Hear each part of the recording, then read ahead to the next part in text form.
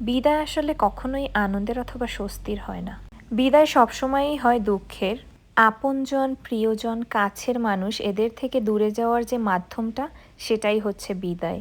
তাই এটা কখনোই সুখের বা স্বস্তির নয়। দেখতে দেখতে সেই দিনটা চলেই এলো যেদিন আমার বান্ধবী চলে যাচ্ছে বাংলাদেশে। রাতে গিয়েছিলাম ওদের বাসায়, ওর চলে যাওয়ার প্রস্তুতি চলছিল, সেটাই আসলে দাঁড়িয়ে দাঁড়িয়ে দেখছিলাম। ওর সাথে দীর্ঘ একটা বছরেরও বেশি সময় কাটিয়েছি খুব হাসি, আনন্দ এবং ঠাট্টা মজায়। আমাদের পরিবারের একটা পার্টি হয়ে উঠেছিল ও আসলে। ওকে ভালোবেসে আমি বান্ধবী ললিতা বলে ডাকতাম। তো জানি না আল্লাহ আবার কবে আমাদেরকে একসাথে করে অথবা দেখা করায়, আদৌ দেখা করাবে কিনা সেটাও তিনিই জানেন। তবে আপনারা দোয়া করবেন যেন আবারও ও তাড়াতাড়ি চলে আসতে পারে। বিদেশ এমন একটা জায়গা যেখান থেকে যাওয়ার সময় অনেকেই আগ্রহ নিয়ে বসে থাকে তাদের জন্য কি নিয়ে এসেছে অথবা কি আনবে সেগুলোর জন্য। অনেকে বলে দেয় আমার জন্য এইটা আনবা ওটা আনবা। তবে দূরের পথ যেহেতু একটা চুলও অনেক বোঝার সমান।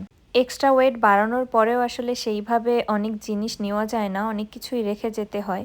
তো এতটা দিন বসে সাজানো সংসারের সমস্ত কিছু রেখে যেতে যেমন মায়া হয়, তেমনি মায়া হয় প্রিয় মানুষটাকেও ছেড়ে যেতে। এই যে মায়া অথবা এই কষ্টগুলো আমার কাছে খুবই পরিচিত, কারণ এই ধরনের অভিজ্ঞতা আমার রয়েছে, তাই অন্যের কেমন ফিল হয় সেটাও আমি ভালো মতোই জানি। আর এনারা হচ্ছে আরিফার হাজব্যান্ডের ফ্রেন্ড, তো তারাই আসলে সাহায্য করছিল সমস্ত কিছু গুছিয়ে রেডি করার জন্য। আরিফাদের মাধ্যমে এই ভাইয়াদের সাথেও আমাদের পরিচয় হয়। আসলে বিদেশের মতো জায়গায় এত কাইন্ড বা আন্তরিক মানুষজন পাওয়া অনেক ভাগ্যের বিষয়। আরিফা চলে গিয়েছে, আমার শুধুমাত্র একটাই চিন্তার বিষয় যে আমি আমার অফ ডেটা কীভাবে কাটাবো। আর এইটা হচ্ছে গিয়ে আমার আজকের দিনের ভিডিও, মানে একটু আগে আরিফা এসেছিল আমার সাথে দেখা করতে। আমার যাওয়ার কথা ছিল ওদের বাসায়, তবে ব্যস্ততার কারণে আমি যেতে পারিনি। আমি রেডি হয়ে বসেছিলাম, এর মধ্যে বৃষ্টি শুরু হয়। তাই আরিফারা একসাথে রওনা দিয়ে আমাদের বাসার কাছে এসে আমার সাথে দেখা করে যায়।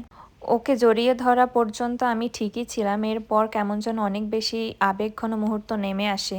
ওর মুখটার দিকে তাকানোর পর আমার এমন কান্না চলে আসে, সবাই হাসছিল কিন্তু সবারই আসলে মনটা ভার হয়েছিল। আমি আসলে কারো সামনে কান্না করতে পারি না, আমার সবসময় অনেক বেশি লজ্জা লাগে এই বিষয়টা, কিন্তু আজকে আমি সত্যি কান্না করে দিয়েছি।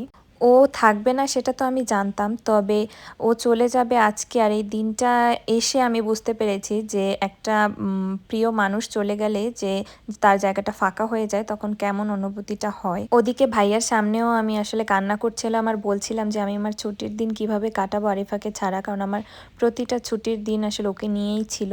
ভাইয়াও তারপরে আসলে কান্না করে দিয়েছে আমাদের দুই বান্ধবীর কান্না দেখে। ওদের চলে যাওয়াটা আসলে আমি বৃষ্টির মধ্যে ভিজে ভিজে দাঁড়িয়ে দাঁড়িয়ে দেখি এবং চিৎকার করেই কান্না করতে শুরু করি। আমি জানি না কেন আমার ভেতর থেকে চলে আসছিল কান্নাটা। তো সবাই আমার বান্ধবী ললিতার জন্য দোয়া করবেন, আমরা যেন আবারও একসাথে হতে পারি ইনশাআল্লাহ।